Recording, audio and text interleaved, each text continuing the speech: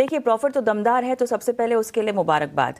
और आप इतना लंबा रुक लिए और इतना कमा भी रहे हैं, तो वॉर हो या ना हो, रणनीति मेरे ख्याल से शायद एक्सपर्ट भी इससे इत्तेफाक रखेंगे, थोड़ा बहुत मुनाफा तो बांध ही लेना चाहिए। बाइंग लेवल्स बहुत इंटरेस्टिंग है।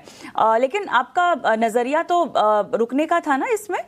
यस मैम, लॉन्ग टर्म है ना। चलिए गौरांग, थोड़ा सा पार्ट प्रॉफिट बुक करना सही होगा क्या इस वक्त? तो मैं इनको एक चीज थोड़ा अवगत कराना चाहूंगा कविता, कि ये पहली बार नहीं है कि खाड़ी में या पूरे विश्व में तनाव हुआ है। जिस प्रकार की लड़ाई या फिर जो वॉर के संकेत हैं, कुछ सालों पहले इजराइल हमास, अभी इजराइल ईरान, उसके पहले रशिया और यूक्रेन, और उसके पहले कई सारे ऐसे युद्ध हो चुके हैं।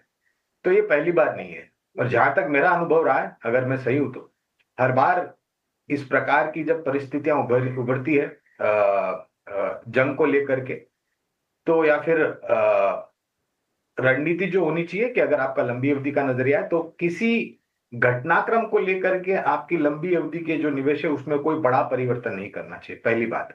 दूसरी बात, इनका निवेश एलएनटी पर, ऐसी कंपनी जो कि पिछले कई दशक से लंबी अवधि के लिए निवेशकों को सकारात्मक सा पूंजी मुनाफा खड़ा करके देती है, फैला हुआ कारोबार है इनका।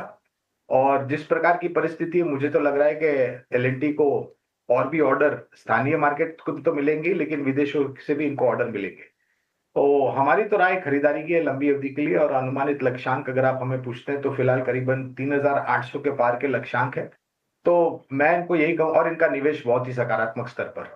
तो पैसे की जरूरत नहीं है, रुपयों की जरूरत नहीं है। और अगर समय सीमा ये और दे सकते हैं, भले छोटी मध्यम अवधि में युद्ध को लेकर के मेरे ख्याल से परिस्थितियां खड़ी हो सकती है, लेकिन हमें लग रहा है कि भारतीय शेयर बाजार सबसे पहले सुधरता है और उभरता है ऊपर की तरफ।